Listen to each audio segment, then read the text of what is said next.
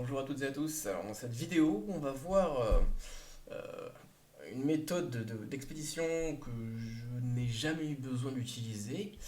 Du moins, aucun de mes clients n'en a eu besoin.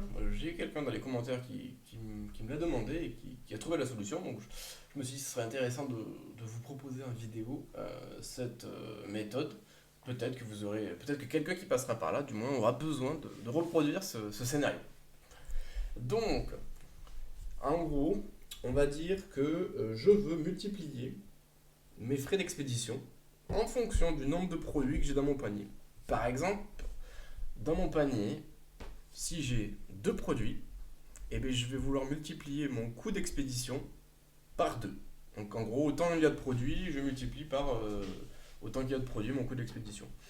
Donc typiquement, il va falloir dire que par exemple, dans mon cas actuel, comme vous pouvez le voir à l'écran, ma méthode d'expédition livraison à domicile, qui est de 5 euros, je vais la multiplier en fonction de la quantité de produits qu'il y a dans mon panier, tout simplement.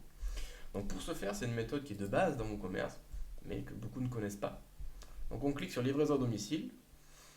Ici, on va mettre donc du coup notre prix, on va mettre le multiplicateur à l'étoile, et on va mettre crochet Q, T, Y, crochet.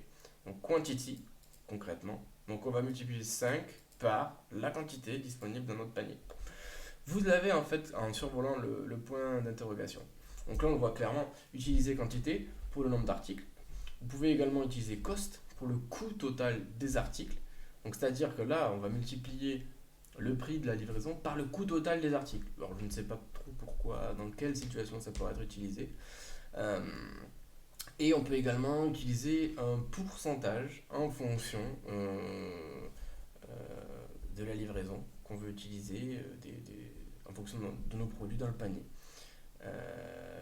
Voilà, donc ça c'est des solutions que vous pouvez mettre en place assez facilement. Donc là en l'occurrence je vais multiplier euh, mon prix d'expédition en fonction de la quantité de mes produits. Donc là je vais enregistrer. Et si je vais en front-end maintenant, dans mon panier, donc je vais actualiser. Voilà. Donc là, j'en mets bien un. Donc forcément, c'est 5 euros. Donc si je mets 2 et que je mets à jour, je devrais me retrouver à 10 euros d'expédition. Je mets à jour. Et là, je me retrouve à 10. C'est bien ça. Donc, grâce à cette petite astuce, vous allez pouvoir eh bien, multiplier vos coûts d'expédition en fonction du nombre de produits que vous avez dans votre panier.